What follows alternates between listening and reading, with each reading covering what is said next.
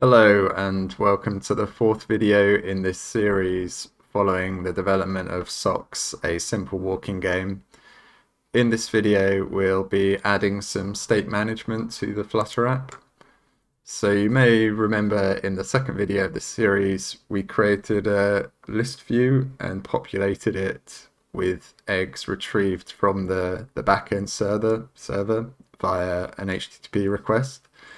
And to get the eggs displaying, we made a request directly in the widget. So you can see up here, we create our client, and down here we use it directly. For example, the client.getEggs method. While this isn't a problem in itself, eventually we'll want to perform some logic after getting the response. So for example, after the walk event, the walk method is called, we might get a hatched event, and we'll want to therefore remove that particular egg from displaying in our list. And we could introduce some state directly into our widget, making this a stateful widget instead. But this would lead to a fairly sort of overly complicated widget, as it's not only responsible for displaying the eggs, it's also responsible for modifying the state. And to resolve this, we're essentially going to extract out the state management into a separate class altogether. So in particular, into a qubit class.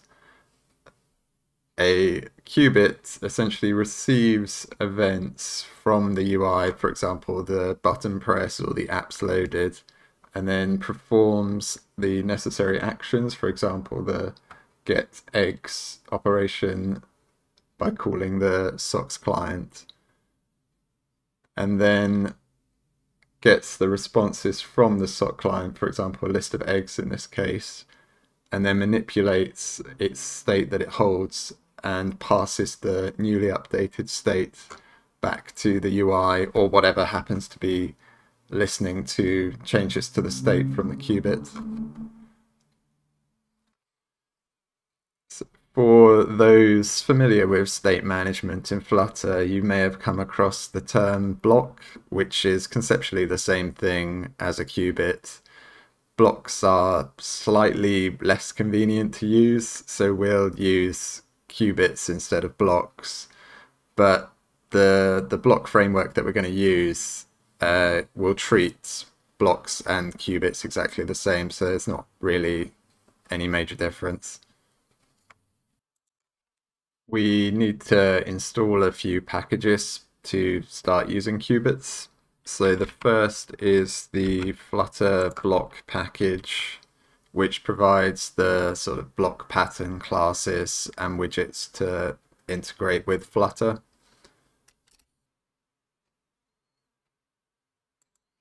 Then we'll need the equatable package, which makes it easy to compare objects by essentially overriding the equals equals operator. And we'll need the block test package, which provides some handy functions for testing qubits. And finally, we'll want to add in the Mockito package, which is a mocking framework which we use to mock the behavior of certain classes for testing purposes. But we've actually already installed this, so no need to reinstall it. So the first thing we want to do is to create a class that contains our application state. So we'll just create a new Dart file and just call it state. And in that we'll create a class called eggState. And currently the only two fields that we have in our state are going to be whether or not the list is loading and then simply a list of eggs. So we just pop those in. import the egg class itself, and then add a constructor that just takes both of the fields. So to make it so that we can compare whether two states are the same, we'll make it so that our egg state class extends equatable, and then override the properties method. So how equatable checks equality is by using the fields that we provide in the props call and compares those to check whether they're equal. So we'll consider two states to be the same if eggs loading is if the eggs loading fields are equal and also the eggs field are equal. And we'll have to go one step deeper and make our egg class itself implement or extend equatable.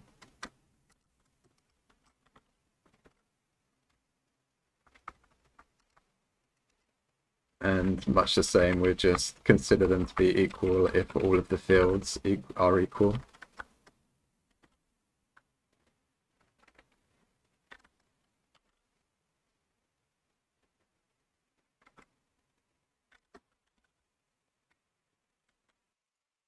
So with the state class created, we can now create the qubit class itself, which is simply a class that extends qubit.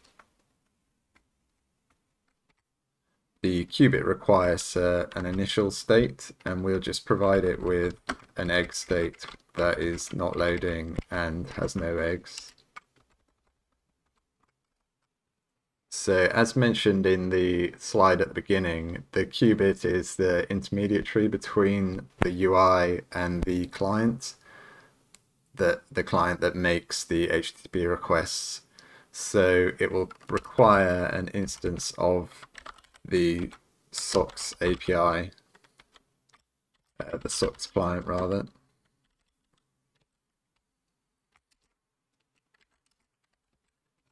And we can just pass that in to the constructor.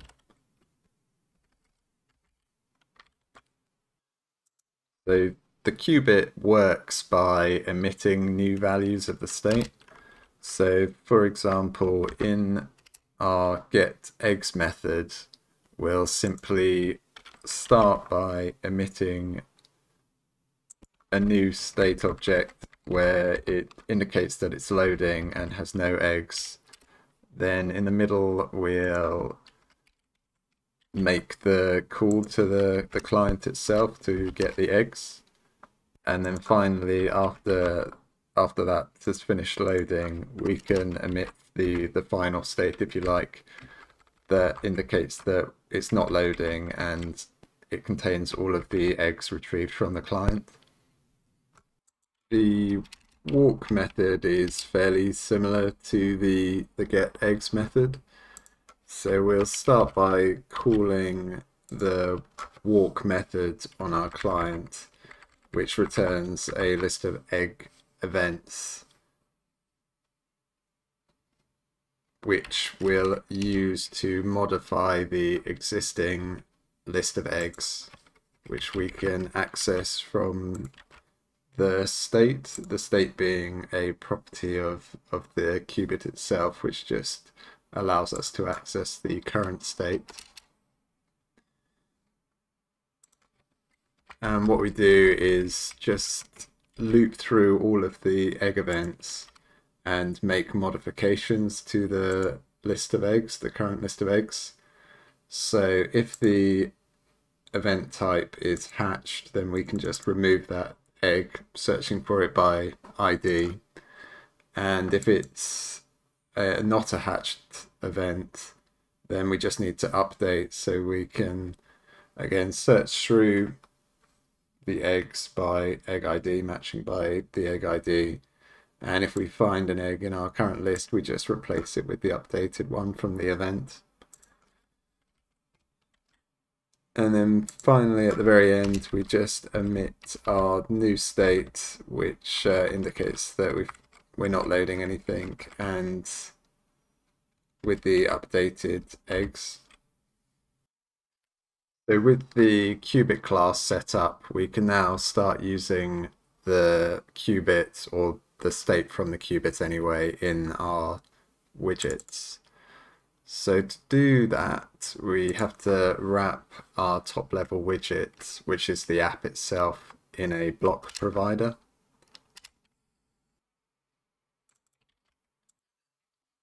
The block provider requires a create function, which is what we create the qubit itself in.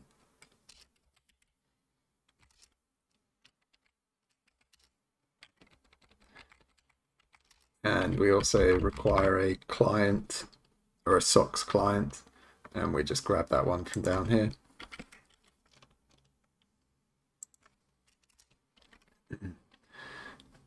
So as we'll see in a moment, what the block provider does is allows widgets further down in the tree to access the qubit that we've created here from the context.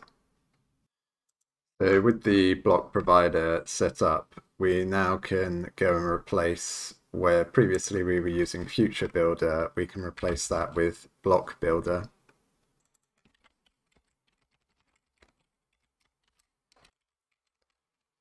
And the Block Builder is very similar to the Future Builder, so it listens to changes in the state and re-triggers this build function. And into this build function, it passes the state itself. So we can just check whether the state says it's loading. So if it is loading, just show the loading text dialog. And otherwise, we can just get the eggs straight from the state and display them. And while we're here, instead of calling walk on the client directly, we can access the egg qubit from the context using read and then call walk on it. So with the qubit linked up, we can now check the behavior of the app. So actually, one more thing, I think we need to actually call get eggs, because at the moment we're not actually loading the eggs at all. And that will probably require a hot restart. Cool. So we've got the list of eggs there, and it should be the case that if we click the walk button, we'll see the top one increment by 1.5 kilometers. And if we keep clicking that, it should eventually be removed. There we go. So yeah, it's successfully managing getting the state from the qubit, and the qubit's responding to these requests. To finish off, let's write some tests for the qubit. So the tests are all going to take the form of setting up a mock version of the client and then calling methods on the client and essentially checking that the expected states were emitted.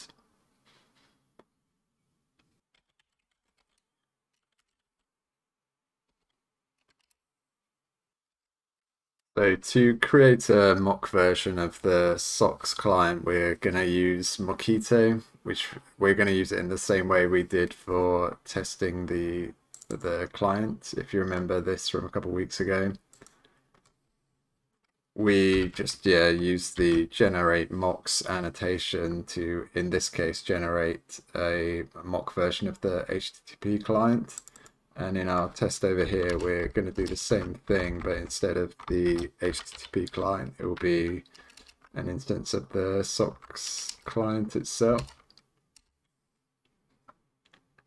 And to trigger the code generation, we need to run the build to actually create the mock SOX client class.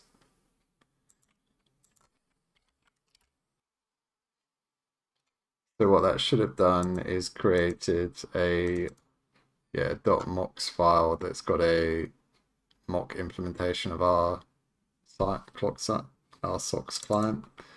And in our test, we could just create one of those like so. So to actually create the test, we're going to use the block test package that we installed at the beginning.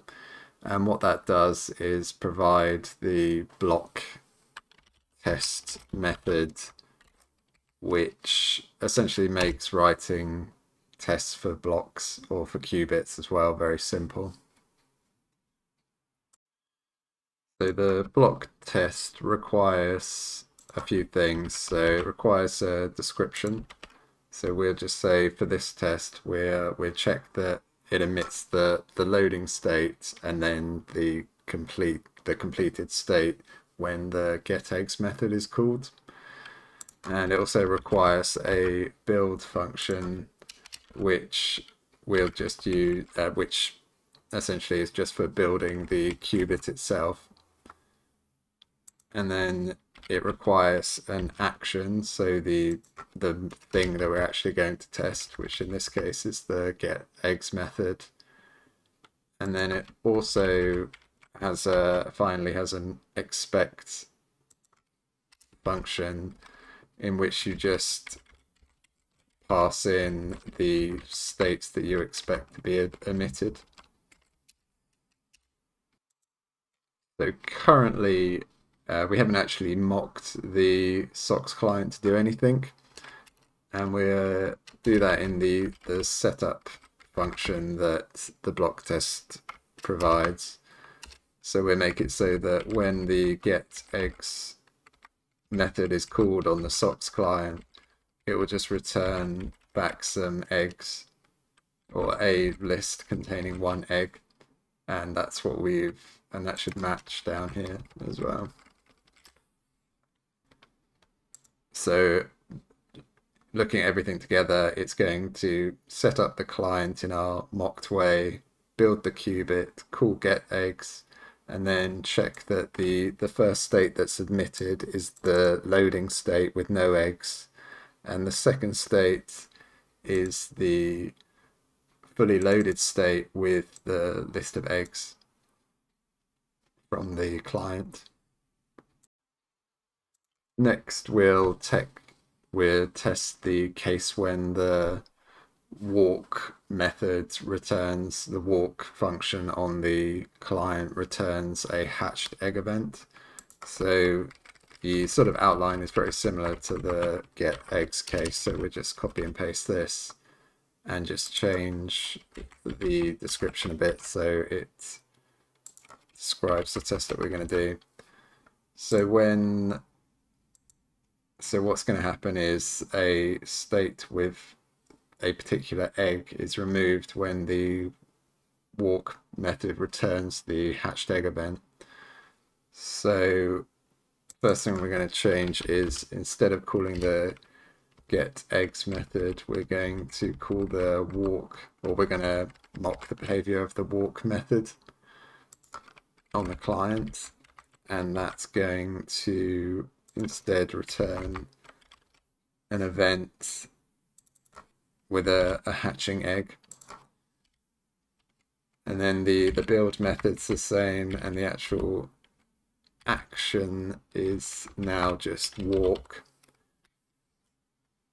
And we need to provide the state, or the qubit, with an initial state, which we can conveniently do with the seed function of the block test.